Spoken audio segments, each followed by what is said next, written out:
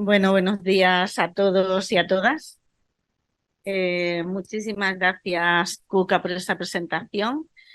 Soy, como bien me ha presentado la presidenta de esto, Fiebre Mediterránea Familiar y Síndromes Antiinflamatorios, María Ángeles Fernández.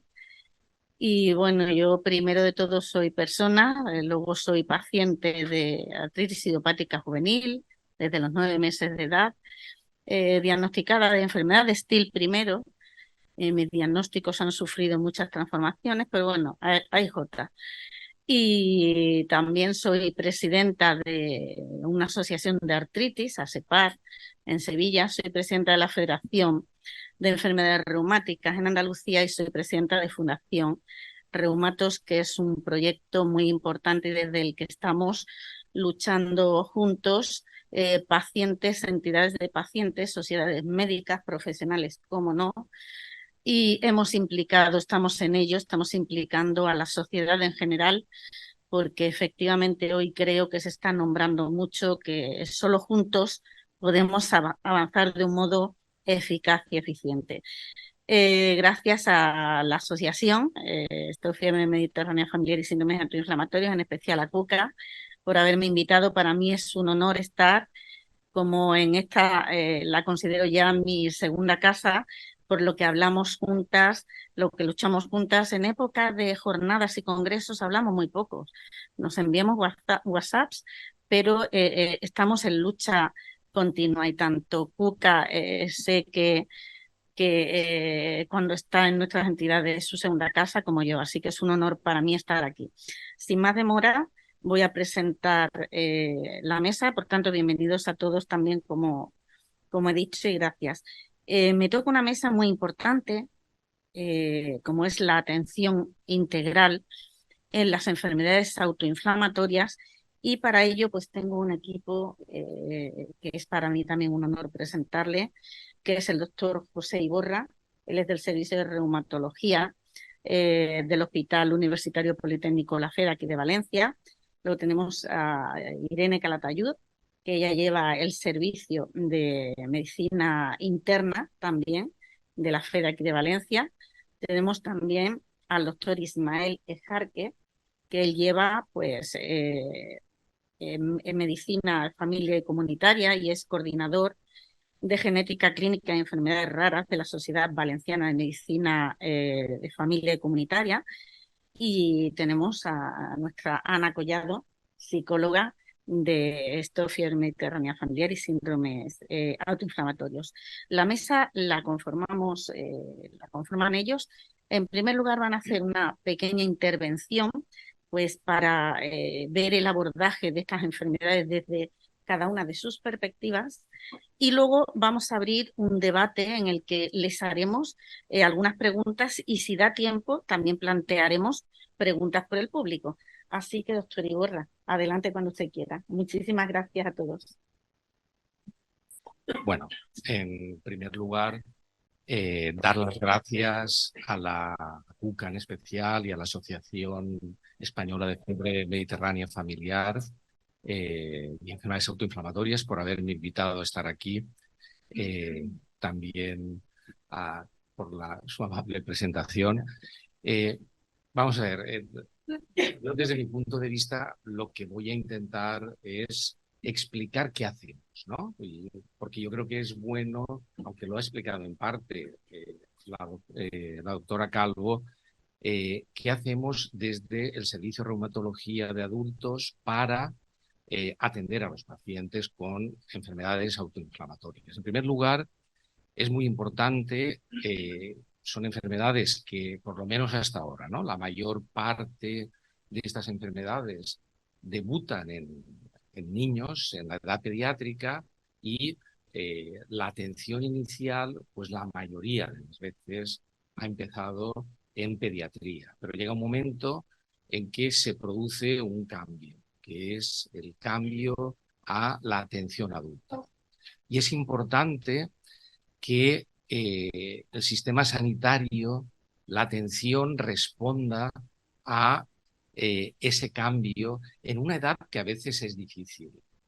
Los 14, entre 14 y 18 años, algunas veces se prolonga más porque es muy difícil dejar esa unión con pediatría que ha solucionado el problema. Son muchas veces, ha solucionado en parte, ¿no? Son muchas veces, la historia ya la ha contado la doctora Calvo, niños que antes de llegar a un diagnóstico han dado muchas vueltas, han entrado en el sistema y han salido, y en un momento determinado esa asistencia que los pacientes reciben un diagnóstico, reciben un tratamiento y de alguna forma han encontrado pues una asistencia que ha cambiado sus vidas. El dejar esa asistencia no es fácil, además en una edad difícil. Eh, ¿Por qué? Pues porque son niños que además han tenido pues muchos problemas, tienen que utilizar tratamientos, probablemente durante mucho tiempo. También para los padres no es fácil dejar que los niños que ya son adultos empiecen a volar un poco solos, ¿no? También haciéndose autorresponsables de su enfermedad. Y por eso el primer paso es crear un cambio, es crear una consulta de transición o un periodo de transición, que es en lo que estamos trabajando en estos momentos desde hace años. Era una consulta de transición que se hacía eh, una consulta intermedia donde venían el mismo día, y ahora ya hemos dado un salto en el que atendemos dentro de una consulta de transición del resto de enfermedades de patología reumática, pues también se atienden a estos niños. Una temporada en la que los padres y los pacientes vean, pues conozcan de alguna manera a quién, quién les va a atender, y que no va a haber ningún cambio y quitar de alguna manera incertidumbres. Y eso es importante. ¿Qué hacemos nosotros desde reumatología de adultos? Pues básicamente lo que les ha contado la doctora Calvo.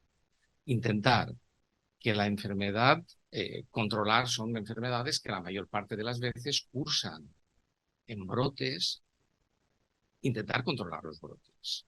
Y para eso, en estos momentos, tenemos fármacos que han mejorado muchísimo ese control de los brotes.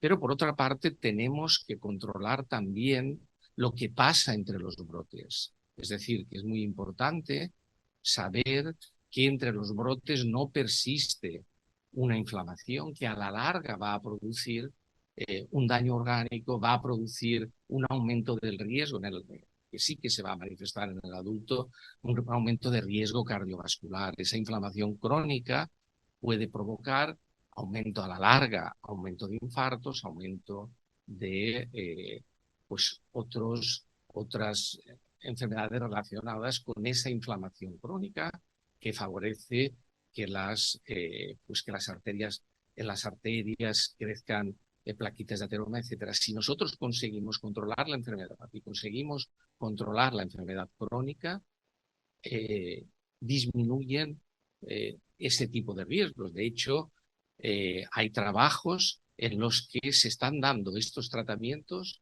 para disminuir infartos. ¿Por qué? Porque la inflamación es importante.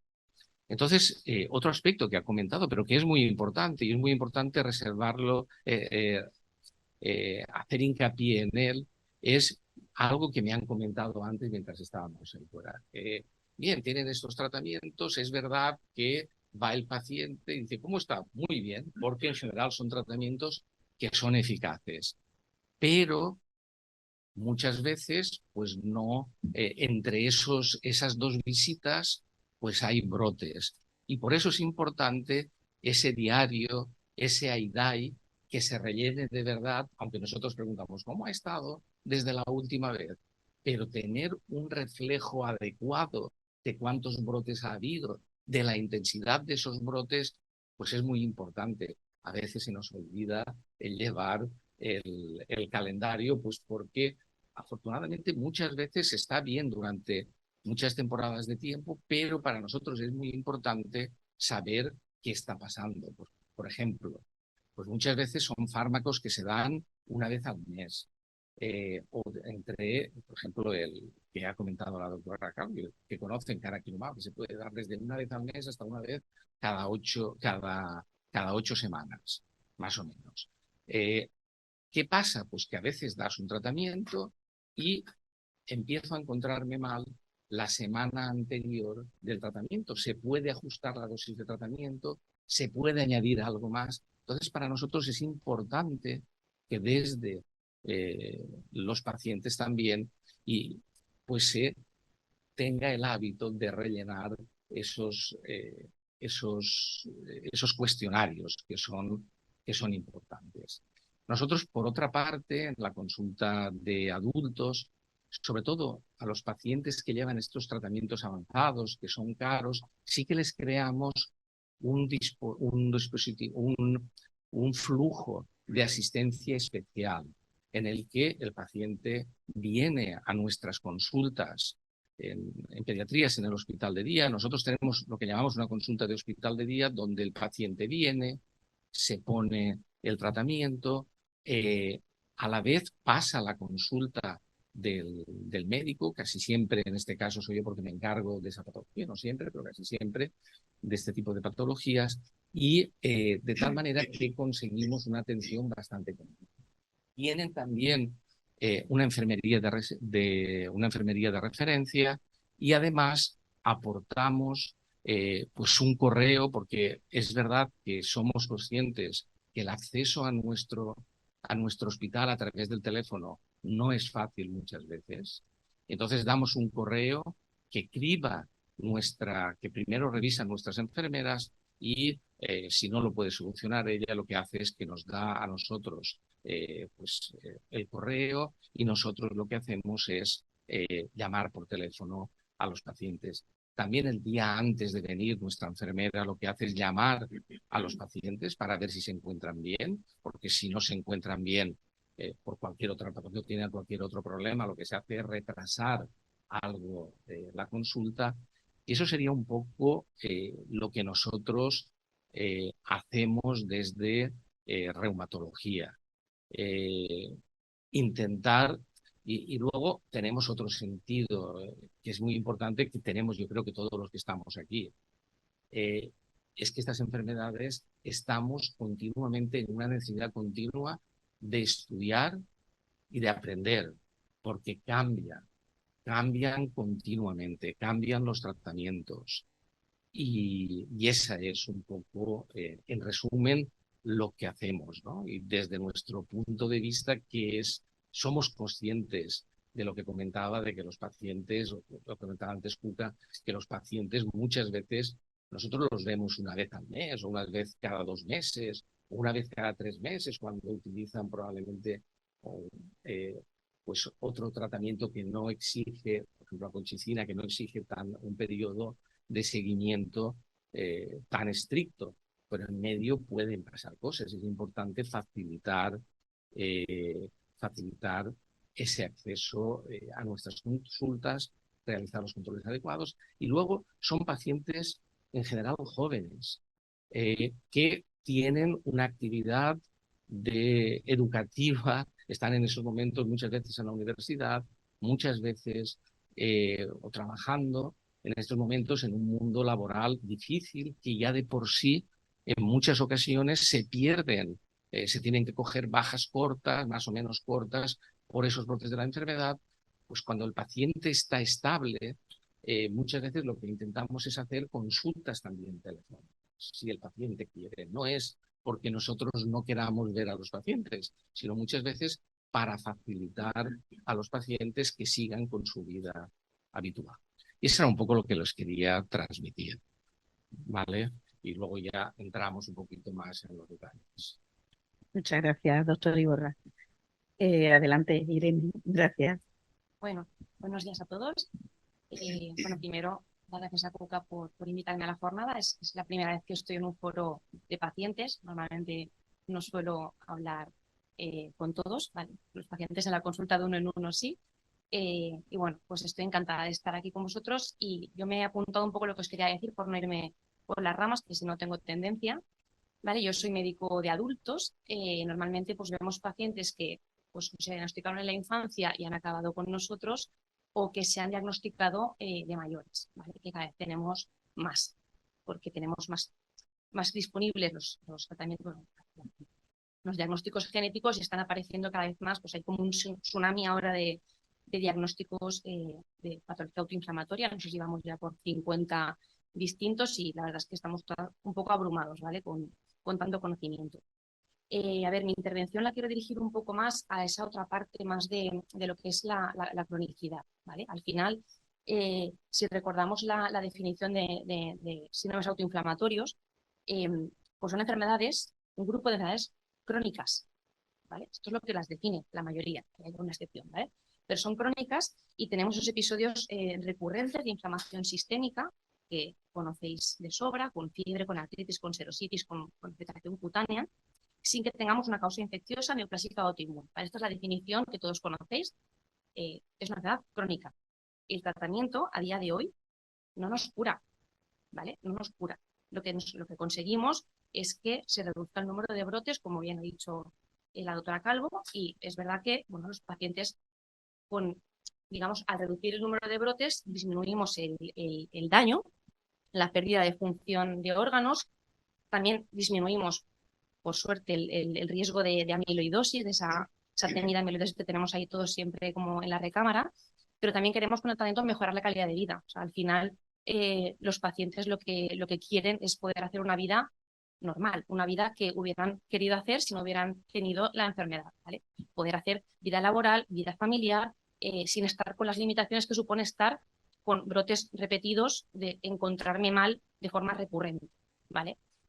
Pero claro, también es verdad que entre brotes tampoco tenemos siempre muy claro qué pasa, ¿vale? O sea, a nivel molecular estamos sin brote, estamos sin clínica, pero ¿y qué está pasando ahí abajo? ¿Vale? Esa inflamación de bajo grado, esa inflamación subclínica, pues está ahí. También nos gusta tenerla controlada. De ahí que sea tan importante el mantener una buena adherencia al tratamiento entre crisis, ¿vale? No solamente cuando me encuentro mal me acuerdo, sino saber que también es muy importante estar de forma mantenida lo mejor controlado posible, ¿vale? Entonces, sabemos, y lo comento también ahora el doctor Iborra, que los pacientes con patología autoinflamatoria, por ejemplo en FMF se sabe que hay mucho mayor riesgo de enfermedad coronaria y de cardiopatía isquémica, ¿vale? De angina, de infarto.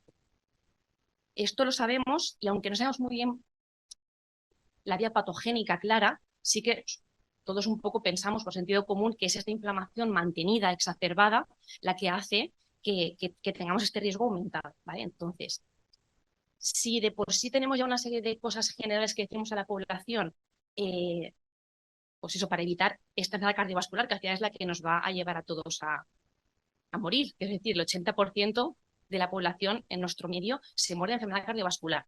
Pues si sabemos que encima el grupo de pacientes que están inflamados tienen más riesgo, pues tenemos que ser mucho más agresivos, mucho más incisivos en todo esto que es mantener los factores de riesgo controlados, ¿vale? Entonces, ahora sabemos, por ejemplo, que la interleuquina 1 está también implicada, parece, en la aterosclerosis, el infarto. De hecho, se han hecho ahora ensayos con colchicina, con canakinumab, en pacientes que han tenido un infarto, para reducir el daño. O sea, esa interleuquina 1 que tanto conocemos está ahí y parece que va a ser cada vez más protagonista.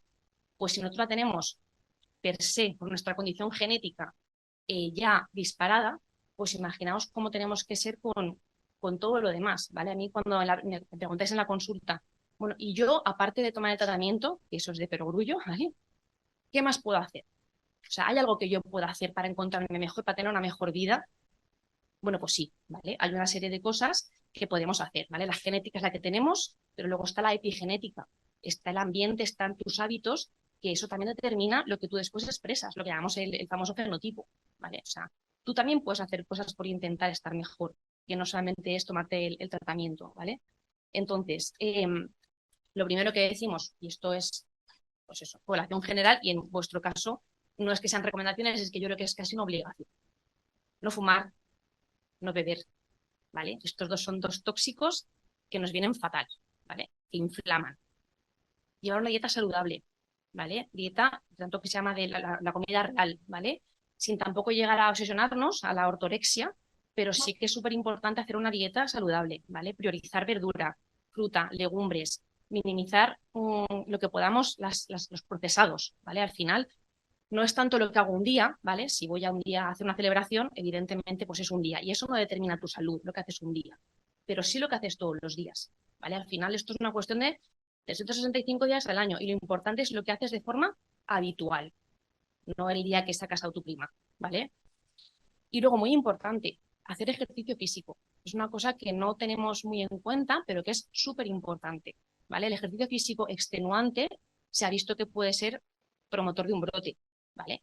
Y está claro que vosotros mismos sabéis hasta dónde podéis llegar, pero hacer ejercicio es antiinflamatorio, ¿vale? Y el ejercicio no es solamente salir a caminar un ratito por las tardes, eso a los 85 años está muy bien, en gente joven no es suficiente, hay que hacer ejercicio de fuerza, ¿vale? Hay que hacer ejercicio para potenciar el músculo.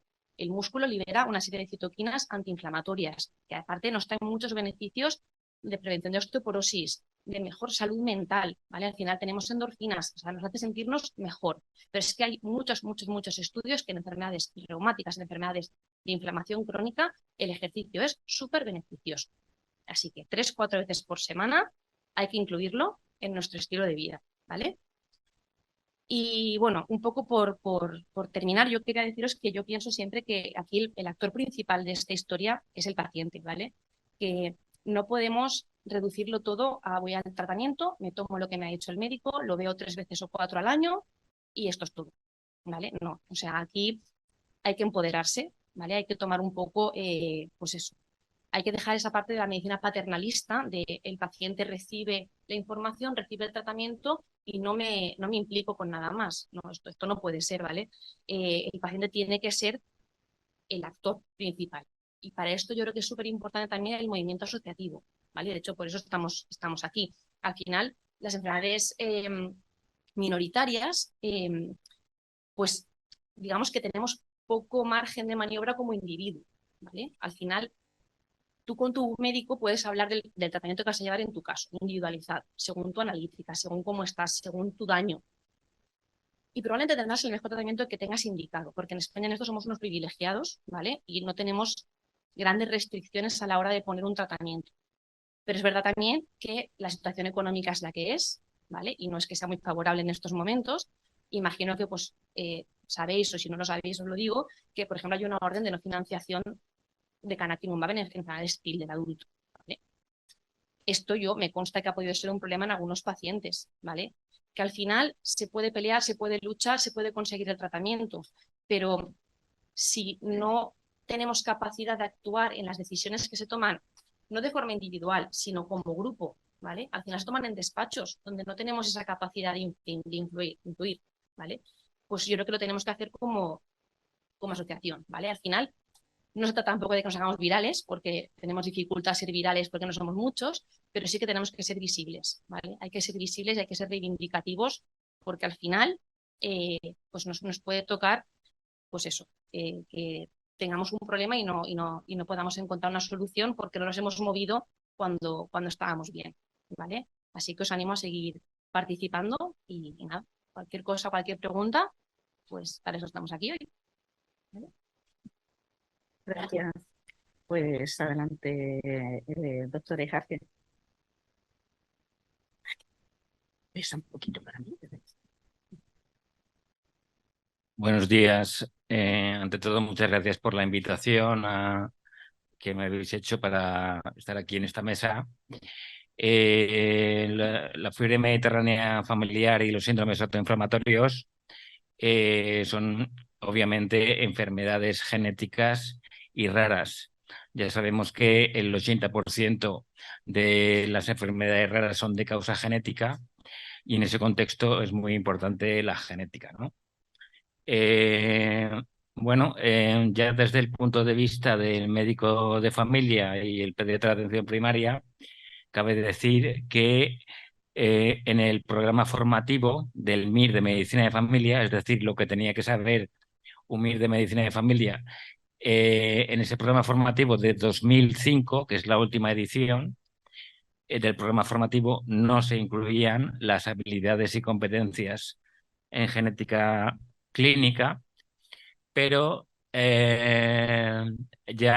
ahora existe un borrador de nuevo programa formativo de MIR de Medicina de Familia y ahí ya se incluyen las habilidades y competencias en genética clínica. Nosotros, desde la SEMFIC, que es la Sociedad Española de Medicina Familiar y Comunitaria, y la SOVANFIC, que es la Sociedad Valenciana de Medicina Familiar y Comunitaria, las dos, la valenciana es federada de la española, entonces abogamos porque se incluyan esas 6 habilidades y 10 competencias, ¿de acuerdo? Porque eso es muy importante para el manejo de las enfermedades genéticas y raras de la atención primaria. La organización nos ha imprimido 2 artículos, uno de 2006, creo que 2006 o 2007, que es Nuevos retos, el médico de familia ante las enfermedades raras, que fue como una declaración de intenciones de lo que pretendíamos hacer como rol del médico de familia ante las enfermedades raras, ¿no? Entonces, eso es lo que nosotros pretendemos desde el grupo de trabajo. Y luego tenéis el artículo de 2022, de diciembre de 2022, que es el de criterios de derivación a genética clínica desde atención primaria, punto documento de consenso, que es para que el médico de familia y el pediatra de atención primaria sepa cuándo, cómo y dónde derivar sus pacientes de tipo genético desde atención primaria, es decir, desde los centros de salud, hacia los servicios de genética clínica. Entonces, ese es un poco el contexto en el que nos movemos y también, aparte, consideramos que se debe crear la especialidad de genética clínica para médicos, biólogos, farmacéuticos, químicos, con 2 subprogramas, el clínico y el de laboratorio, porque España, hoy por hoy, es el único país de la Unión Europea sin esta especialidad. Gracias. Gracias. Pues Ana, cuando quieras. Gracias, buenos días. Bueno, pues lo primero, daros las gracias El micro, Ana. ¿Me escucháis bien, no? ¿Sí? Sí. Para ¿Ahora el me stream. escucháis mejor? ¿No? Un poquito. ¿Ahora me escucháis mejor? ¿Sí? Vale, bueno, pues yo quería daros las gracias por hacer un huequito en esta mesa eh, a la atención integral que hacemos desde la asociación, ¿vale? Pero también quería daros las gracias por venir, por estar aquí esta mañana, todas las personas que estáis y todas las personas que os habéis conectado, que os habéis levantado y con muchísimo esfuerzo os habéis conectado esta mañana para poder estar y poder sumar, que lo habéis dicho a primera hora de la mañana y creo que es lo que realmente necesitamos. La verdad es que diría muchas cosas en estos momentos, pero no toca, así que me voy a limitar a intentar no olvidarme de nada de lo que quiero deciros.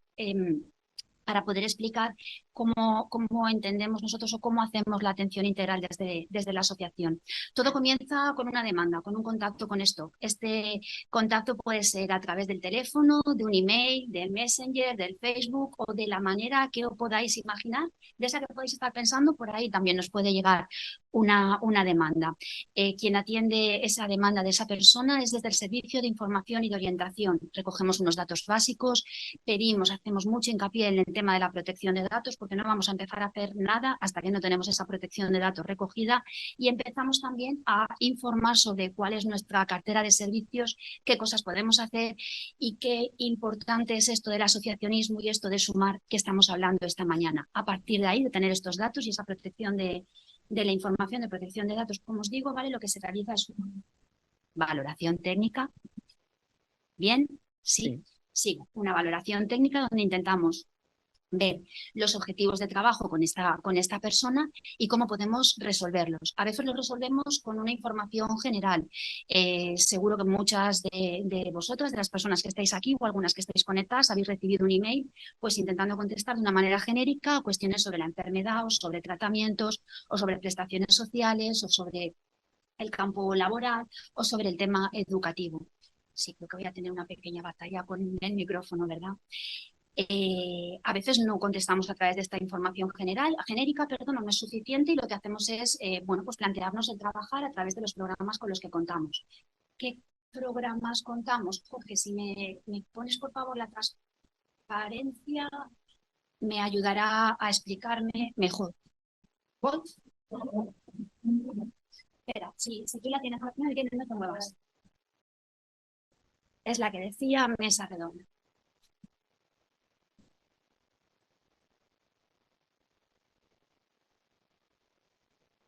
Bueno, mientras que vosotros lo localizáis, yo por no perder tiempo avanzo, ¿vale? En el primero de esos programas es el Actívate. El año pasado, más o menos, hace un poquito más de un año, ¿vale? Hacíamos más hincapié en este programa. Es nuestro programa para los jóvenes, los más jóvenes, los jóvenes con síndromes autoinflamatorios o sospecha de padecerlo. No es un programa para familias, es un programa para los jóvenes, aunque a veces, aparte de hacer atenciones individualizadas, atenciones individualizadas y atenciones grupales, a veces hacemos también alguna que otra atención familiar. ¿Y qué abordamos dentro de este programa? Bueno, pues abordamos temas que tienen que ver con mis estudios, temas que tienen que ver con el trabajo, temas que tienen que ver con las relaciones sociales, con parejas o no parejas, hablamos también de enfermedad, hablamos de tratamientos, de efectos secundarios y en suma pues hablamos de las cosas que nos pasan en este mundo que vivimos y las dificultades con las que nos vamos encontrando en el día a día. El segundo de los programas que quiero comentaros es el programa Cuídate. Es nuestro programa en el que trabajamos los aspectos saludables y de cuidado personal para personas con síndromes autoinflamatorios, sospecha o sus familias. Por esbozaros un poco, voy a hacer un breve recorrido de qué cosas hemos hecho este año desde este programa. Pues hemos generado un espacio para trabajar la gestión de la enfermedad o para abordar situaciones que nos han ido llegando, que son situaciones difíciles y complejas, y espacios para hablar de la importancia de los hábitos saludables que estabais comentando. Hemos generado también un espacio para las familias, para los cuidadores, porque entendemos que si las personas con una enfermedad autoinflamatoria decimos que es una discapacidad orgánica, que es una discapacidad invisible, si invisibles somos nosotros, nuestros familiares son todavía más invisibles. Hemos generado un espacio para mujeres, donde trabajamos el tema de la igualdad y el tema de género y abordamos no solamente el tema de la discriminación por el hecho de tener una discapacidad, sino también la discriminación que sufrimos por el hecho de ser mujeres. Tenemos también dentro del programa un espacio en el que afortunadamente podemos contar con profesionales sanitarios especialistas en autoinflamatorios que nos ayudan este año, por ejemplo, a tratar temas tan importantes como el asesoramiento genético, embarazo o lactancia en autoinflamatorio, gracias a la colaboración con el Hospital de Madrid, el Hospital La Paz. Trabajamos desde la metodología también de los grupos de ayuda mutua y hacemos campañas de divulgación, que seguro que veis por las redes, ¿vale? Píldoras de salud mental, cuidado emocional, en fin, creo que las veis y seguro que las conocéis. El tercero de los programas es el Conéctate. Quedado bien lo de la luz justo ahora, es el Conéctate. ¿Qué intentamos hacer desde el Conéctate? Pues principalmente la articulación de los recursos comunitarios, es decir, claro, es que nosotros atendemos a nivel nacional, entonces lo que intentamos es que la persona pueda utilizar los recursos que estén más cercanos a su lugar de residencia. Facilitamos, por lo tanto, información sobre esos recursos, información sobre prestaciones, se han generado espacios también pues, para, por ejemplo, dar información sobre cómo nos preparamos ante la valoración para obtener la valoración de la discapacidad, para obtener el certificado de la discapacidad, o talleres donde intentamos trabajar, aclarar términos que a veces nos resultan confusos, como la discapacidad o la discapacidad o la incapacidad, o facilitarnos estrategias para favorecer los recursos digitales que como pacientes necesitamos también. Es un programa desde el que se trabaja también, sin duda, el tema de la participación social. Seguro que tenéis reciente la campaña del mes de los autoinflamatorios del mes de agosto. Un programa donde se intenta favorecer y fomentar también lo que es el trabajo en red, que habéis estado empezando a comentar también esta mañana. Y quizás la novedad de este año es que hemos montado un espacio al que llamamos Enrédate con Stop. ¿Y esto qué es? Bueno, pues lo que intentamos hacer en ese espacio es contar, integrar opiniones, ideas, energías de cuanta más gente mejor, para que nos ayuden a construir este proyecto en común. No me quería olvidar de los cafés. ¿Qué hacemos en los cafés? Pues intentamos hablar un poquito de algo más que la enfermedad, ¿vale? Que no solamente nos centremos en la sintomatología, en los tratamientos, en el cómo estoy, sino que esa parte lúdica y de ocio y de conexión tenga también su espacio. El cuarto de los programas es el programa de educación inclusiva. A veces nos vamos a los coles, a veces mediamos entre el cole y la familia, a veces es una intervención con el niño, con el joven, a veces con todos ellos. Participamos también de grupos de trabajo de educación inclusiva como son FEDER o como son COFENCE revertimos en las personas y en nuestro propio grupo de educación inclusiva. Tenemos un espacio donde hay tanto madres como personas interesadas especialmente en esta área, donde intentamos poder trabajar y paliar las dificultades con las que se encuentran los más jóvenes y los alumnos con un antiinflamatorio. Y por último, la línea de acciones formativas, que bueno, pues una de ellas, la mejor prueba creo que es este espacio en el que nos encontramos esta mañana, en esta jornada. Esto en cuanto a los programas. A veces el intentar trabajar los objetivos o la demanda que nos ha planteado la persona que se ha puesto en contacto con nosotros, pues requiere una atención más individualizada. Para eso contamos con la atención psicológica. ¿Y qué vemos desde la atención psicológica? Bueno, pues ahí estamos, acompañando en esto de la cronicidad, porque efectivamente, me voy a adelantar a lo que contaré después, pero a veces lo que nos piden y nos demandan es: necesito que se me recuerde que esto es crónico, ¿vale? Que esto no ha terminado en el último brote. Ese acompañamiento emocional, ese dar estrategias en los momentos quizás más difíciles y más de crisis para la persona, que a veces coinciden con un brote y a veces no coinciden con un brote, trabajar esos bajos estados de ánimo, que desde luego os aseguro que están presentes, como bien sabéis, ¿vale? Trabajar ansiedad en sus múltiples posibilidades de manifestación también, eso está presente. Dificultades en relaciones sociales y también dificultades en pareja. Otra posibilidad de la atención individualizada es la atención social, donde se intenta dar una información acerca de recursos y prestaciones sociales para que para poder favorecer la accesibilidad que necesite la persona. Y por último están quizás esos objetivos, esas demandas, ¿vale? Forman parte de lo que sería una derivación externa, porque no alcanzan nuestros recursos para poder atender, y en ese sentido lo que hacemos es intentar favorecer la coordinación. Muchas gracias, Ana.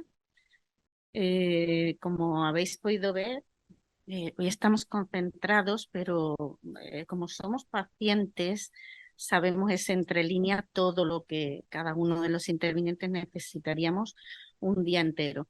Me ha gustado mucho la intervención de la doctora Calvo, ha sido muy completa, breve, buena y completa. Nos ha puesto en contexto para lo que ahora vamos a hacer, que es plantear una serie de preguntas para que nos vayamos todos de aquí con mucha más información para gestionar también desde nuestro papel de entidad de pacientes y de pacientes. Como bien ha dicho la doctora Calatayud, todos aquí tenemos parte. Pero sí nos ha puesto en un contexto importante. Y bueno, pues comenzando con lo que nos ocupa en este abordaje integral multidisciplinar, vamos a empezar por ese diagnóstico precoz. En la actualidad es impensable todavía que tengamos esos diagnósticos tardíos, que cuando los compañeros me pasan que estamos en 5, 7, y la doctora Calvo ha hablado incluso de 7 y 10 años, ¿por qué ocurre esto? ¿Por qué en los autoinflamatorios tenemos todavía, en enfermedades reumáticas infantiles tenemos diagnósticos tardíos, pero hablamos de 2 años, cada vez menos? ¿Por qué ocurren autoinflamatorios que tenemos esos diagnósticos tan tardíos? Y lanzo, podéis responder los que queráis, completar e interrumpir. Yo también meteré baza porque me interesa mucho este tema. ¿A qué se debe? ¿Cuál es ese motivo de esos diagnósticos tardíos? Nos vamos a esas cifras que habéis planteado. ¿Qué barreras son las que dificultan ese diagnóstico precoz tan importante? Porque hasta que no hay diagnóstico, no actúa nadie. Ya antes del diagnóstico hay impactos, hay carga de enfermedad, pero no actúa nadie, con lo cual es muy importante. A partir de ahí empieza la carrera. ¿Cuáles son las barreras que dificultan ese diagnóstico? Si podría ser no tener toda la información que necesitáis, porque eso sí depende de vosotros, o si es porque no se deriva al profesional quién debe ver al paciente con autoinflamatorio. A mí me encantaría que los viésemos todos, los que estamos aquí y más. Pero sois vosotros y ahora plantearemos al final de esta pregunta qué retos tenemos para mejorar ese diagnóstico precoz. Si quiere usted empezar, doctor Iborra, vamos añadiendo, si os apetece, a los demás. Mi opinión, que Sí. a lo mejor es una opinión un poco que puede chocar.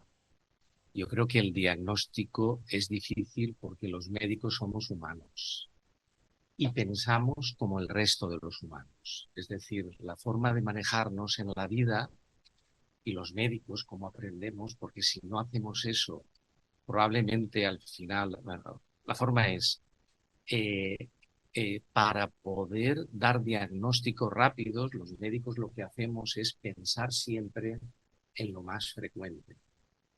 Y es una manera de pensar que los psicólogos, no solo en medicina, sino para poder no podemos repasar todo lo que hemos aprendido, sino que hay que establecer una serie, cuando viene alguien en urgencias, uno piensa en lo más frecuente y es verdad que tiene que tener unas señales de alarma sobre lo más grave o lo que es diferente.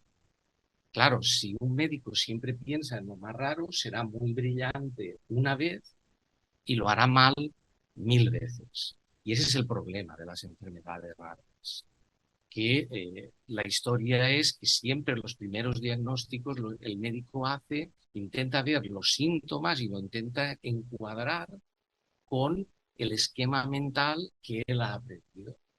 Y entonces diagnostica siempre lo más, y hay varios errores de diagnóstico, que es así, cada vez se minimizan menos. ¿Cómo?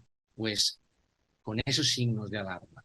¿Cuáles son? Pues, por ejemplo, en estas enfermedades, cuando un paciente lleva varias veces a urgencias o a las consultas con esa historia, pues te tiene que saltar la alarma. Y eso es una base probablemente que es lo que aprendemos en la residencia. Vamos a ver, al contrario, muchas veces cuando se dan estas enfermedades en la carrera, estas enfermedades, no me gusta hablar así, pero son muy interesantes. A los médicos nos interesan, pero no son frecuentes. Y entonces se aprende a eso.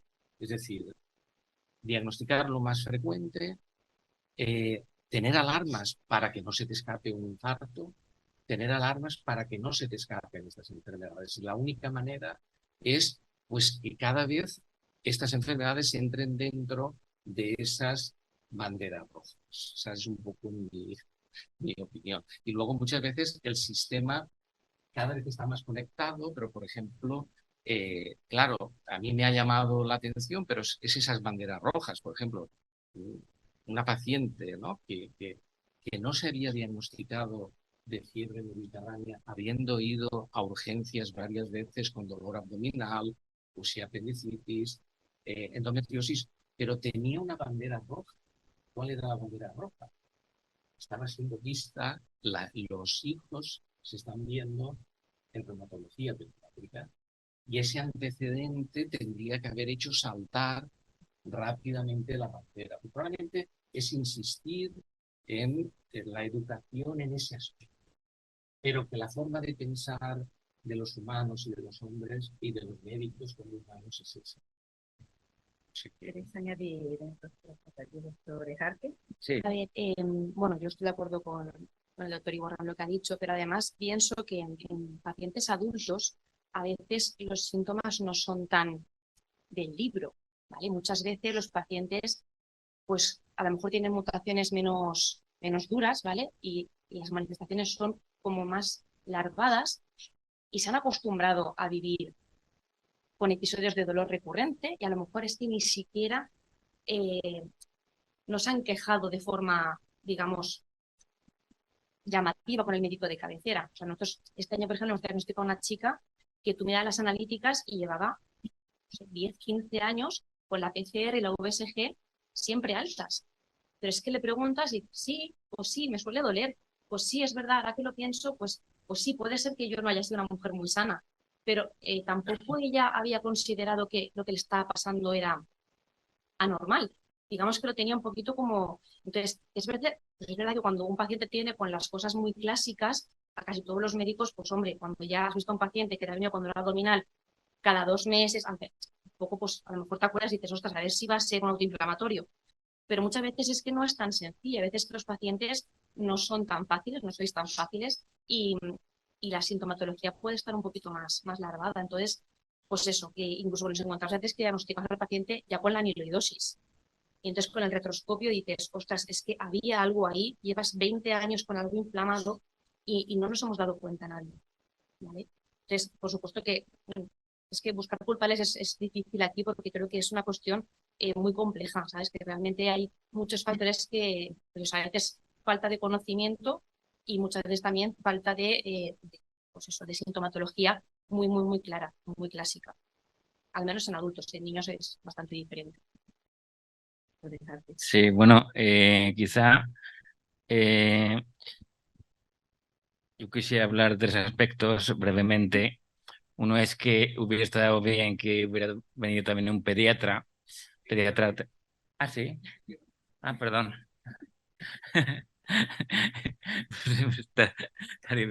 Luego nos contar tu punto de vista. Y luego el tema de que existen pocos reumatólogos y las listas de espera son largas. Y luego, bueno, con respecto al matiz genético, pues, por ejemplo, en abucasis no se pueden derivar pacientes a genética de una manera estandarizada, ni se puede enviar el árbol familiar o árbol genealógico con los familiares que tienen la enfermedad. Entonces, eso también es un punto por el que hay que hacer presión para que lo recoja la Consellería de Sanidad, y no solo en la Comunidad Valenciana, sino en toda España. Muchas gracias a los tres. Bueno, esta parte de la pregunta, ¿quieres? Por supuesto. Que, nosotros en la parte pediátrica hemos trabajado mucho en crear mucha concienciación a nivel de atención primaria y de hecho se nos remiten muchos pacientes, muchos. Y también diagnosticamos a padres, a muchos. O sea que realmente la mayoría son hereditarias, o bien recesiva o bien dominante, y cuando encontramos mutaciones que pensamos que el padre son formas subclínicas, derivamos a genética y también o a interna o a reumatología. Y después también yo creo que hay otro punto importante en adultos, y en niños también, aunque hay mucha fiebre recurrente, pero a veces también hay formas indiferenciadas que son difíciles de diagnosticar y que yo creo que todo esto justifica que hayan centros de excelencia, centros de referencia, ¿no? Porque hay que aprender y saber manejar estos pacientes. Yo estuve ayer mismo en Ramón y Cajal, se hizo una jornada de autoinflamatorias y yo me quedé sorprendida, ¿no? Se presentó una familia de fiebre mediterránea familiar, además de mutaciones patógenas, y 3 hermanos de 57, 40, 60, y eran sintomáticos toda la vida. Pero ¿qué había pasado? O sea, dices, ¿quién es el culpable aquí? Pues yo creo que todos, ¿no? O sea, el paciente, por no insistir, porque también el paciente se acostumbra a sus síntomas. Es como si unas veces son formas subclínicas, ¿no? Como la que tú comentabas, Irene, pero otras formas que también el paciente se acostumbra a que cuando le viene la regla le duele la tripa, que le dura, tiene un poquito de fiebre y que le dura 2 o 3 días, que tenga una apendicitis le parece normal o que se constipe y que haga un derrame pleural, pues le dicen que... Y te quedas súper sorprendida en fechas, haya una familia entera que con fiebre mediterránea familiar, pero además estaba allí también el doctor Arostegui y dice, estos vienen de Marruecos, o sea, por el tipo de mutación, ¿no? O sea que realmente yo creo que sí que hay que concienciar a la gente.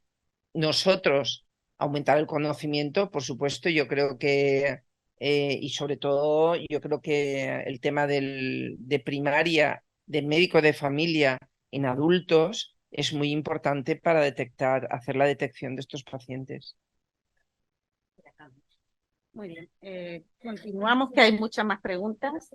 Sí. Adelante. Vale, nada, solo un breve comentario, ¿vale? Si me lo permitís. No es una cuestión de culpas. Esto tenemos lo iba a decir ahora. quitárnoslo Sí. de nuestro vocabulario, si os parece, y me lo permitís, ¿vale? Es una cuestión, creo, de responsabilidades y de ver desde cada nuestro trocito en el que nos encontramos qué podemos aportar y qué podemos hacer. Es la única. Sí, lo iba a comentar. Gracias, Ana. De aquí, sí. Una cosa, es que sí que quiero poner un poquito en contexto. Por ejemplo, ¿qué frecuencia puede tener una enfermedad autoinflamatoria? Claro, cuando se insiste, y es verdad, un médico de primaria, probablemente durante toda su vida, la mayoría de los médicos de primaria o de los pediatras no verán una enfermedad autoinflamatoria. En su vida. No, sí, pero digo de las otras. Y eso hay que tenerlo en cuenta, porque a nosotros pues, es muy interesante, nosotros tratamos, nosotros concentramos, pero a la hora del diagnóstico hay que tener en cuenta eso. Es decir, que habrá varios pediatras que no, de este tipo de enfermedades autoinflamatorias no van a verla nunca, y en adultos pues todavía menos. Entonces, ahí entraña un poquito la dificultad, ¿no? de ese retraso del diagnóstico. Yo creo que para hacer nuestro control, hacer el interrogatorio familiar, ya estamos en un ranking. No, pero vamos a ver, pero yo creo que nosotros estamos un poco señalados. Paciente que se diagnostica con amiloidosis. No debe. Nuestros 3 hermanos. No, sí, pero los hermanos se diagnostican porque uno tiene una amiloidosis con insuficiencia renal. Eso, ahí, yo lo siento. No, pero si eso está claro. Lo que pasa es que yo creo que tampoco debemos, si no sabemos realmente, si tenemos una visión de que nosotros vemos esos pacientes, nosotros no lo sabemos, nosotros no lo tratamos. Yo, por ejemplo, cuando a veces doy charlas en primaria o en clases, lupus, que es mucho, en principio, más frecuente. Un médico de primaria, si tiene suerte, si tiene suerte, puede ver un lupus a lo largo, y eso no somos conscientes. Cuando hablamos así es que no somos conscientes que un médico de primaria puede no ver un lupus a lo largo de toda su vida laboral. Entonces, es complicado a veces, y eso tenemos que ser conscientes para poder meter esas señales de alarma, de diagnóstico, porque si no, insistiremos dando nuestra visión, que es una visión, yo creo que sesgada en el sentido de que concentramos pacientes. Y tú además concentras muchísimo los pacientes. Si no tienes que concentrar, recientemente yo coincidía con una compañía de hospital que había hecho una sesión de servicio de síndrome de Vexas. Y su jefe cuando acabó le dijo, puedes haberla hecho de algo que vayamos a ver alguna vez. Como pensando, pues claro que lo vais a ver. O sea, de hecho, nosotros tenemos ya unos cuantos diagnosticados de Vexas. Al final, lo que tú no conoces, no lo diagnosticas. Eso está más caro que el agua. Entonces, pues eso, a lo mejor sí que falta, pues eso. Pero vamos. Claro que van a ver. Sí. Pero que me hizo gracia la esta de decirle, anda, que me las cosas nos has contado más raras. ¿Sabes? Vamos a New England en el 2020 no lo vas a ver en tu vida. Vamos a ir avanzando. Gracias. Gracias a todos porque tengo 7 preguntas y me encanta escucharos y seguro que a todos los demás, pero va a salir esto otra vez. Vamos a ir tomando, luego vamos a abrir turno de preguntas, si nos importa, para ir avanzando. Vamos a ir cerrando. Es complejo diagnosticar. Partimos de que la sociedad no tiene ni idea cuando le surge algún síntoma de ese signo de alarma y decir, voy a ir al médico, voy incluso a ayudar a atención primaria. Atención primaria también son complejas, pero aquí estamos no para buscar culpables, incluso responsables, sino para a un problema ponerle soluciones entre todos. Y ya hemos visto que muchas veces, pues dentro de esa complejidad, se puede o no tener toda la información necesaria, nos ha quedado claro. Pero para ponerle nombre y apellido todavía más complejo, eso, ¿cómo lo hacemos? ¿Tenemos que diagnosticar, luego vamos viendo otras manifestaciones y rediagnosticamos? ¿O es también que, por qué motivo o cómo ponemos nombre y apellido a esa enfermedad? ¿Tiene que pasar mucho tiempo para ello? Vamos a ver, yo es que aquí también a lo mejor estoy sesgada, pero yo en la consulta creo que más de la mitad de los pacientes que llevo los tengo sin un diagnóstico genético, Eso es. ¿vale? Eso Porque es. es así, porque en Ahí adultos queremos pasa y llegar. la famosa SUR, yo creo que es lo más abundante que tengo yo en la consulta. Pacientes que tú tienes claro que están con autoinflamación, que cumples ahí, los ves, analíticas o cómo está el paciente, ves el test genético ahí de venga a ver y te sale que no hay nada, de lo que conocemos. Y te quedas con cara de ¿y ahora qué hago? ¿Cómo voy a dejarlo sin tratamiento? Eso no puede ser. Tú tienes que intentar. Entonces, a mí ponerle nombre me gusta porque cierras el capítulo. Le tienes ahí con tu diagnóstico, pero no es esencial ni muchísimo menos para que tú empieces el tratamiento si consideras que el paciente se va a beneficiar. Entonces, diagnóstico claro, pues a veces es muy difícil tenerlo. Ojalá fueran todos con una mutación conocida, pero eso no es en absoluto un problema a la hora de poner un tratamiento y una solución, en mi opinión. Muy bien. Claro, lo mismo. De hecho, cuando habla la doctora del DEXAS, el DEXAS no se podía diagnosticar hace 5 años porque no se había encontrado la mutación, ¿no? Entonces, y estoy completamente de acuerdo con ella, en estos momentos, pues la genética da lo que da de sí, pero si no, nosotros en reumatología desde hace muchos años son enfermedades que van acumulando síntomas y tenemos una coletilla que a veces parece que sea que no sabes el diagnóstico, que es indiferenciado. Pero lo mismo que comentaba la doctora, eso quiere decir que tienes una enfermedad, pero tú tienes tratamientos para tratar estos síntomas, estos signos y evitar las complicaciones. Con lo cual a veces ese indiferenciado hay que explicar que no quiere decir que no sepamos lo que tiene el paciente y que se puede tratar. Un momentito, quiero, eso me parece muy importante. Ese tratamiento inicial que podemos poner nos puede dar pistas de si es eficiente o no es eficiente para ese nombre y apellido, porque ya ella nos ha aclarado. La colchicina va bien aquí, pero luego el canakinumab nos puede aportar el tratamiento inicial para ese nombre y apellido o no. Para esas patologías indiferenciadas, uno de los criterios era si con una antiinterleuquina o una canakinumab también pues lo orientas este grupo. Además, cuando responden, es que es espectacular. Entonces, claro, te da muchísimo más de decir, bueno, está claro que el tiro iba por aquí, ¿sabes? Sí, claro que nos da pistas. Muy bien, pues gracias. Cuando os referís al test genético, ¿os referís a un panel de genes? Sí, al panel que pedimos en el hospital. Normalmente pedimos... ¿Un panel estándar? Se pide el panel estándar. Si tú tienes dudas y sigues pensando que hay algo y tal, hablas. Normalmente nosotros hablamos con los compañeros y a veces te hacen el exoma. Es que el exoma sería ya la creme de la creme. Claro. Sería un poquito más caro, pero... De todas formas, el porcentaje es un 40% aproximadamente son formas heterocigotas, o sea que te quedas igual, como si no, sin diagnóstico, y luego tienes el resto, hasta el 50% no tenemos mutación.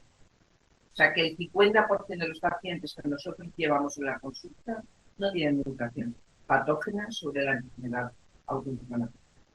Entonces, manejas con los criterios clínicos. Si tienes la suerte, hay un porcentaje que te van a cumplir criterios clínicos, con lo cual diagnosticas por criterios clínicos y te queda el más difícil, que es que no tiene un fenotipo, que tiene un fenotipo atípico, tiene los marcadores y la mutación genética es negativa.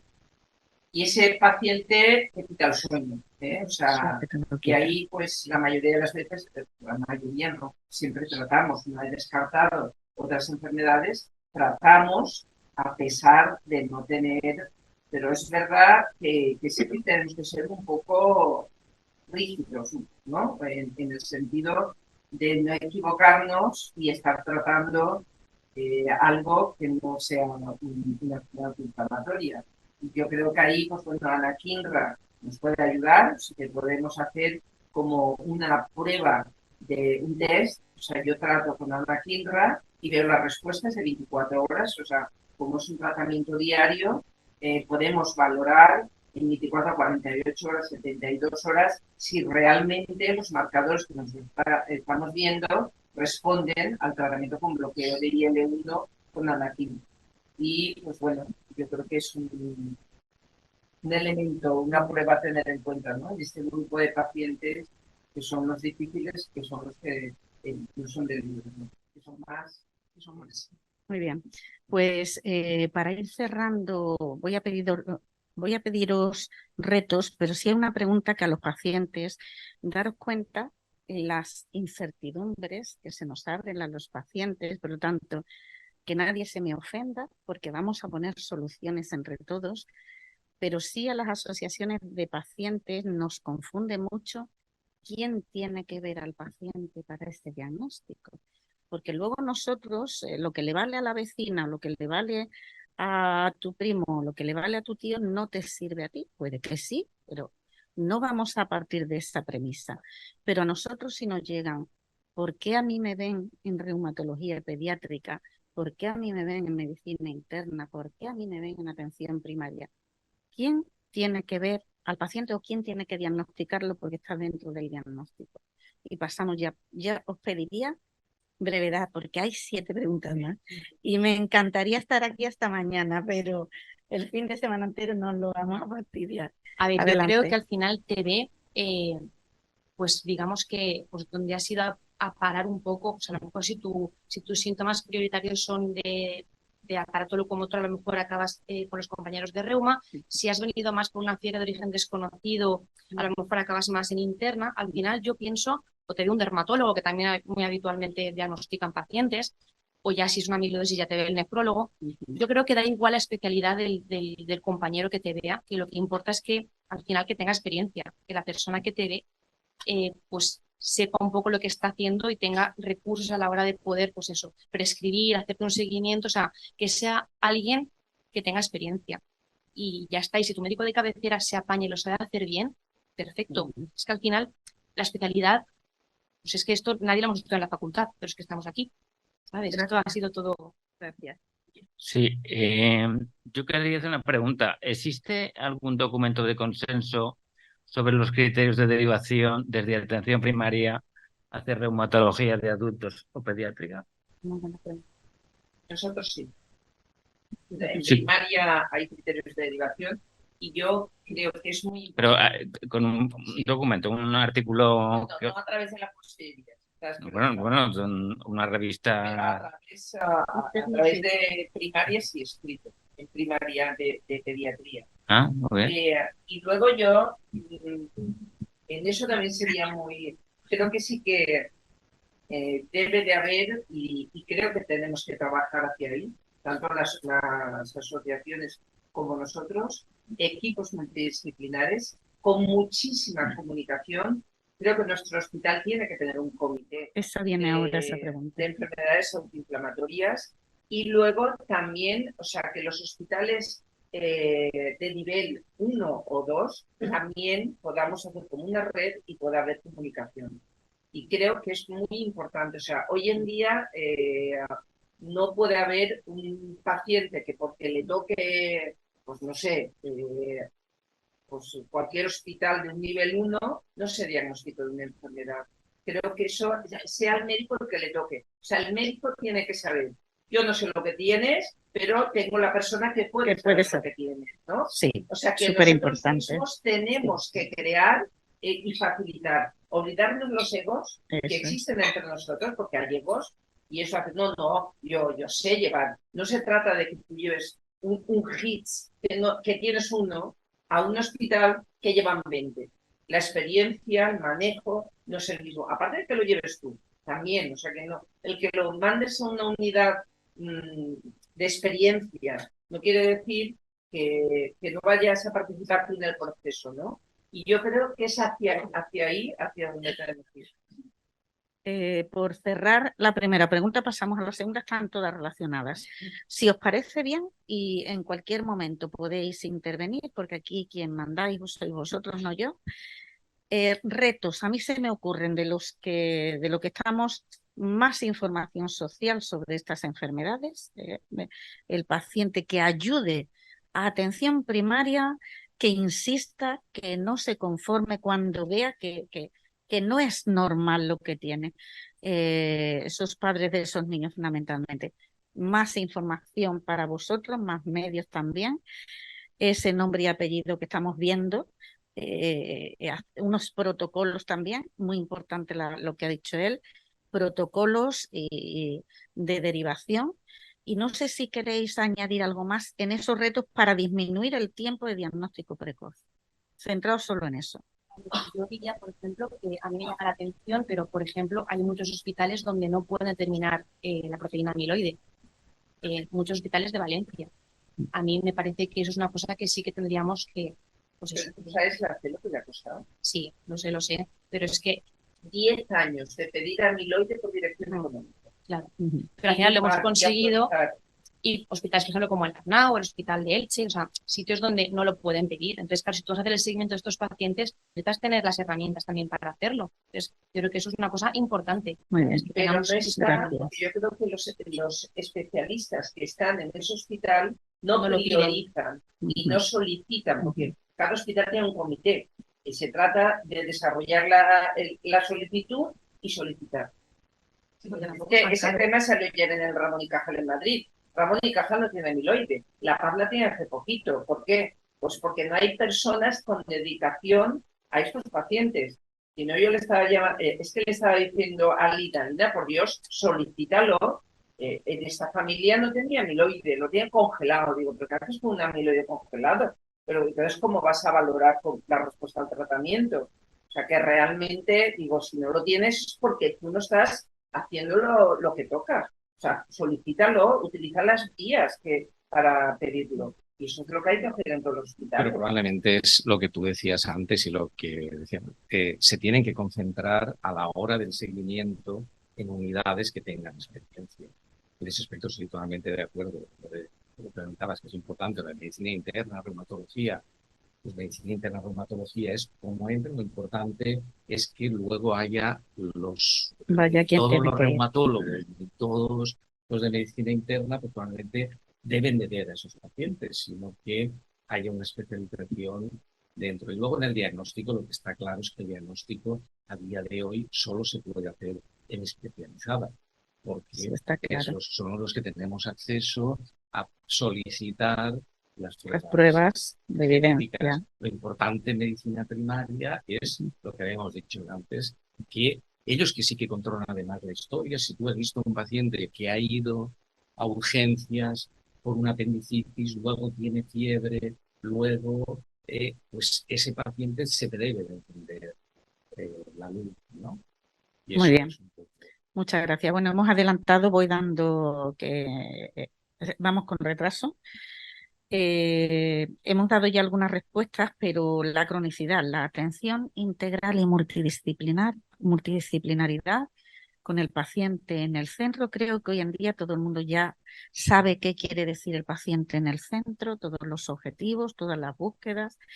¿Es viable la atención multidisciplinar?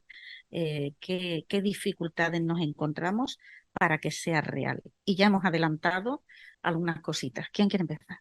Y brevemente, por favor. A ver, yo creo que por supuesto que es viable, pero es difícil, ¿vale? Y al menos en nuestro hospital es difícil casi siempre pues por falta de tiempo, porque vamos todos como pollos sin cabeza en el día a día, porque no tenemos tiempo prácticamente de nada. Entonces, sentarnos a hacer las cosas bien, crear un comité, juntarnos, pues lo hacemos en algunas cosas, porque sí que tenemos comités multidisciplinares para otras cosas. Concretamente en autoinflamatorios, pues no lo hemos desarrollado, pero pues eso. Lo tendremos que hacer y creo que por supuesto que es viable y además necesario.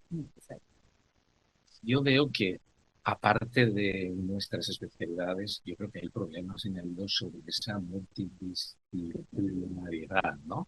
Por ejemplo, aquí tenemos a una representante de psicología, que no sería un genetista, pero nosotros de alguna manera lo tenemos en el hospital, ¿no? Y no está reconocida la especialidad y tal.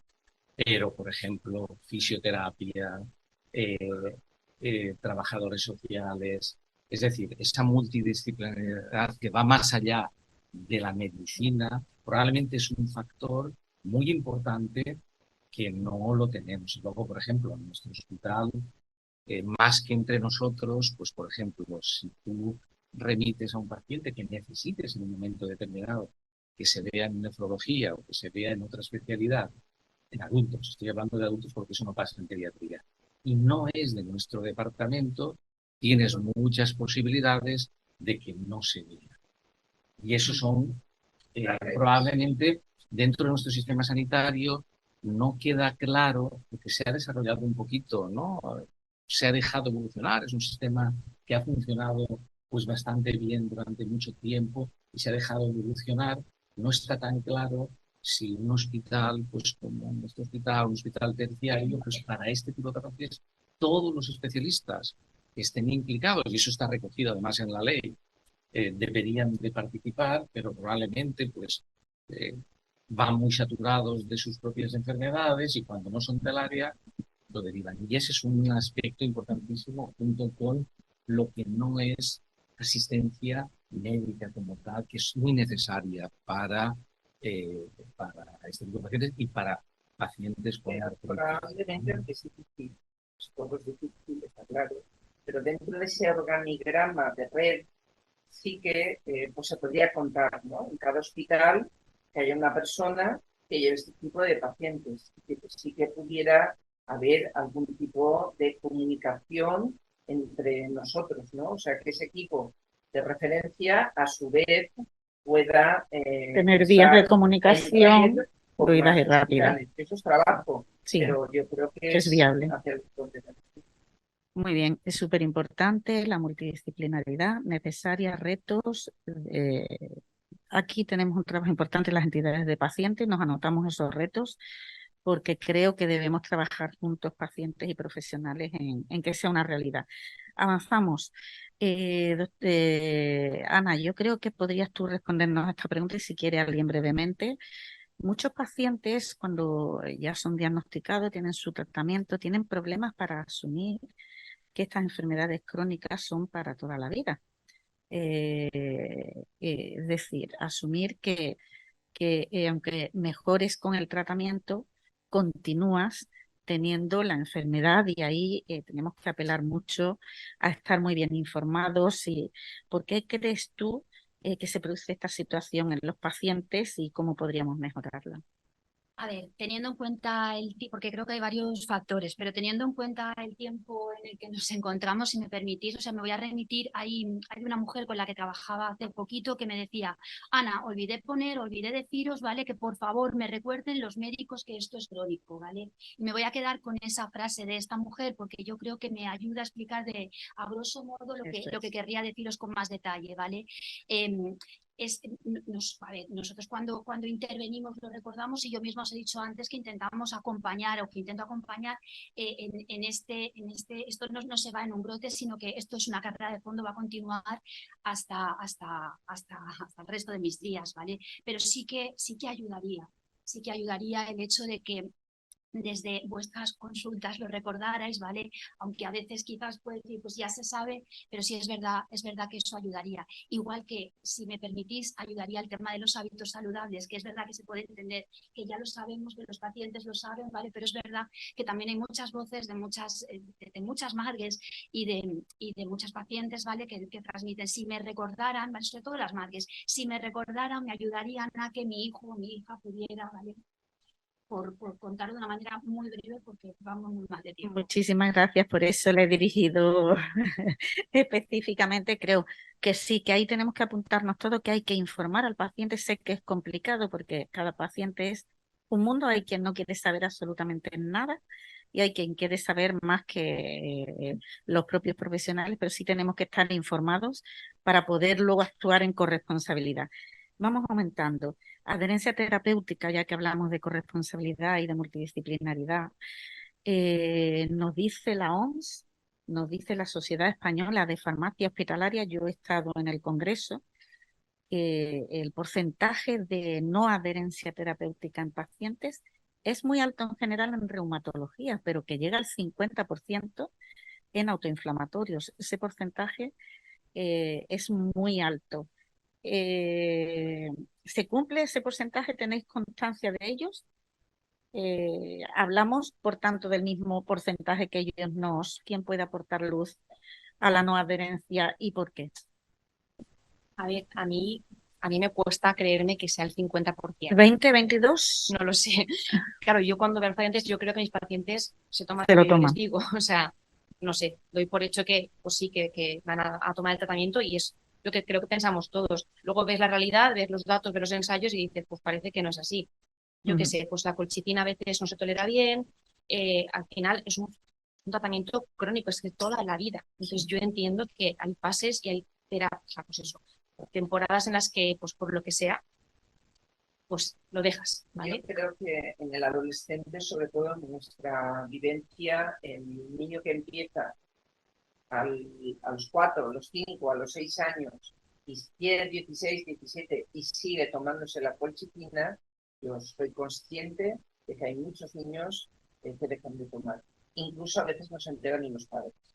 Pero nosotros lo comprobamos y efectivamente pues, por las recetas a veces hablas con los padres que a ver de qué forma y pasan fases. Otra cosa es cuando llevan, que a veces también eso te hace saltar y pasar a tratamiento con bloqueo de IL-1, ¿no? Porque ahí sí que controlas perfectamente el tratamiento se administra.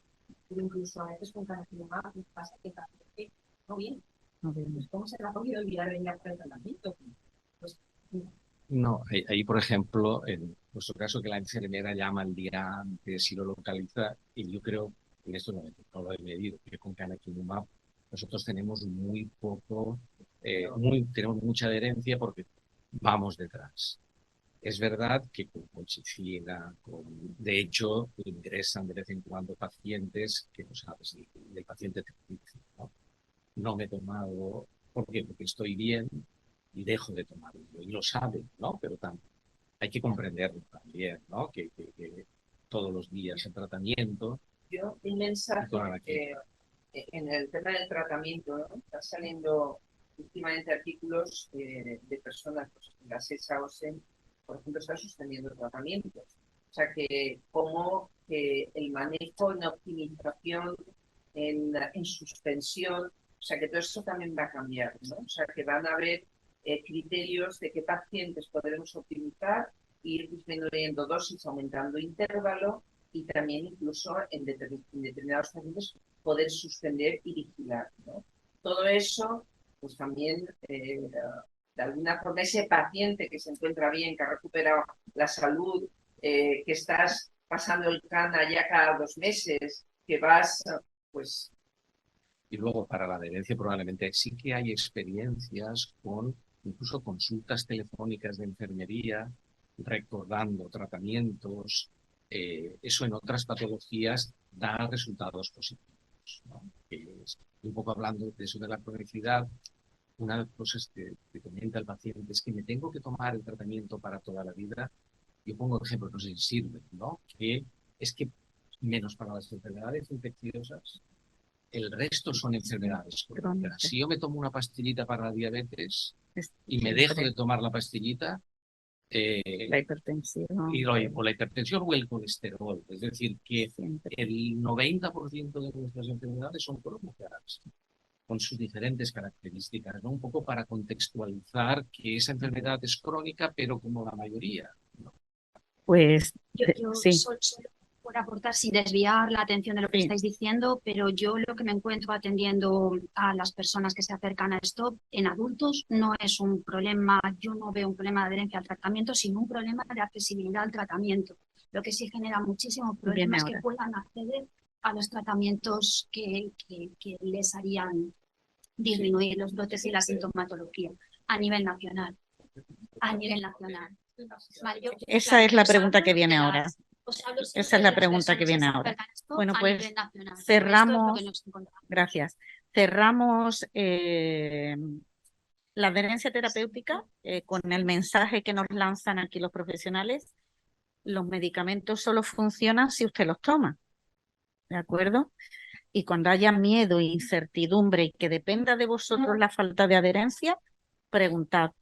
Preguntad a quien queráis, entidad de pacientes o profesionales. Equidad en los tratamientos. El acceso al mejor tratamiento disponible es otra de las demandas masivas, además, que nos traen los pacientes a entidades de pacientes y creo que a ustedes también, ¿no? Muchas veces no entendemos y lo dejo para ahora porque es una pregunta que también viene. La sostenibilidad del sistema es responsabilidad de todos, no es responsabilidad solo de políticos, gestores, administradores, profesionales, es responsabilidad de todos. Pero sí es cierto que una de estas enfermedades en las que no tienes el mejor tratamiento disponible, al sistema no lo va a ser sostenible porque te vas a ahorrar tú, pero va a haber más sillas de ruedas, va a haber más discapacidad. Son enfermedades que requieren un número de recursos muy elevado y muy diferentes a los de cualquier otra enfermedad, y aquí sí que tenemos que ser profesionales y pacientes muy rigurosos en ofrecer y dar el mejor tratamiento personalizado y disponible. Contadme qué podemos hacer juntos, profesionales y pacientes, para que esto se dé y que no nos vayamos solo los pacientes con que es por la sostenibilidad del sistema, porque se lo ahorrará tu hospital, pero va a caer en otro sitio. Y De todas formas, yo creo que hoy en día están, a ver, ayer en otra reunión, por cierto, con la gente Encarna, y él, estuve con ella por la mañana, ella decía que había que diferenciar, y es verdad, lo que son unidades de experiencia, unidades de referencia y CESURES, ¿no? O sea que realmente, pues bueno, yo creo que hoy en día que haya un paciente que no se le dé un tratamiento, pues hay opciones, ¿no? Y si no a través de hospitales, no a través de asociaciones, que ese paciente hoy día tienen que tener toda la accesibilidad correcta para un tratamiento. Claro, y ya no solamente antiinflamatorias. O sea, que haya pues, un paciente con AIJ, que también nos llega a nosotros, de no sé dónde, que no le dan un biológico y está mal. Pues oye, yo a mí, o sea, sin problemas, ya mañana, cuando sea, ¿no? O sea, que yo creo que a eso nadie se niega ni nadie va a decir, no, es que no tengo el papelito para verle. O sea, se ve la forma, ¿no? O sea, que yo creo que, y en eso yo creo que a nivel nacional hay una concienciación. nos quedamos tranquilos que en esta mesa estamos todos de acuerdo en que el paciente tiene opciones a llegar a esa accesibilidad, el mejor diagnóstico posible. No se cumple. De hecho, hay hospitales que están denegando los tratamientos de autoinflamatorios en España, y a eso me refiero. Bueno, tendremos que insistir. Claro, es verdad que yo he tenido alguna experiencia, ¿no? Que pacientes de otras comunidades que nos has visto por, claro, los de pediatría que vienen no, porque están ya integrados aquí, pero de otras comunidades que tú tienes claro que han llegado por cualquier vía, ¿no? Y tú tienes claro que hay que dar un tratamiento biológico. En otras comunidades es verdad, en determinadas comunidades, que es más difícil. Es más difícil por su estructura. Pues volvemos a la amiloide. Ujú. Donde no se No lo consigue miden. un fármaco es que el profesional que lleva a ese paciente no tiene el conocimiento y el liderazgo suficiente. Pero es que en algunas comunidades no es fácil ni llegar al profesional especialista. Sí, pero ese ya es un problema de organización. Claro. No, pero que en la práctica es lo que te comentaba. La práctica es que hay es que ese tema es el que en Madrid. Claro. O sea, yo no entiendo que un hospital lucha y consigue la amiloide si vas a llevar pacientes con autoinflamatorias. Y no entiendo que un paciente esté llevado en Valencia y se vaya a vivir a Salamanca y que no tenga opción a llevar el tratamiento que le toca. Es que la persona que hay allí probablemente a lo mejor no tiene idea, no sabe qué le tiene que poner, por qué. Y entonces esto es una cadena. Muy bien, Pues es real, sí, es real. Es real, y aquí tenemos un trabajo importante, entidades de pacientes y profesionales, y trabajaremos en ello. Nosotros tenemos la suerte de tener al doctor Poveda, que es una persona José Luis tenemos la suerte y además una empatía súper buena desde siempre, ¿no? Con lo cual a nosotros eso nos ha ayudado mucho, mucho más. Pues cerramos la mesa y os voy a pedir a cada uno de los intervinientes un reto en atención integral y multidisciplinar, en todo lo que hemos hablado, a ser posible con una frase. porque no queremos interrumpir, que la jornada tiene que... Un reto importante, yo también voy a aportar el mío, si nos importa, voy a hacer de participante en vez de moderadora en el reto. Bueno, pues para mí el reto fundamental sería que estas entidades fueran más conocidas por la población y sobre todo también por el sector sanitario, y que fuéramos capaces de agruparnos los especialistas que los vemos, y poder hacer una atención, pues eso, integral desde cada uno de nuestro punto de vista en beneficio al final del paciente. Ojalá pudiéramos ser capaces de hacerlo en todas partes. Gracias, doctor Iborca, por favor. Yo, ya que vamos a añadir retos, ¿no? Para no repetir los retos, yo sí que añadiría un poco el reto de la atención no médica, ¿no? A nivel de psicología, a nivel, exactamente, no médicas, ¿no? Es decir, porque por aquí ha habido un poquito, ¿no?, más de médicas, pues eso sería interesante y probablemente, por lo que se ha comentado, conseguir una homogeneización del sistema en toda la comunidad. Y lo que habíamos comentado antes, que eso también es importante, que probablemente, es que estaba pensando a medida me vienen ideas. Probablemente, si en estos momentos un paciente con enfermedad autoinflamatoria no está tratado, puede ser que en nuestra comunidad que se esté viendo en un lugar con poca experiencia, ¿no? Es decir, que deberíamos de tener claramente un sistema en el que hubiese un flujo claro de derivación, ¿no? Ana, por favor.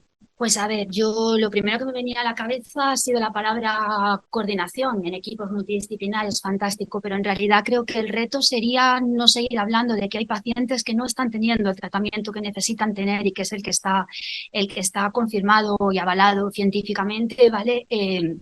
Para poder atender su sintomatología, que esto no siguiera siendo real. Creo que ese sería el reto.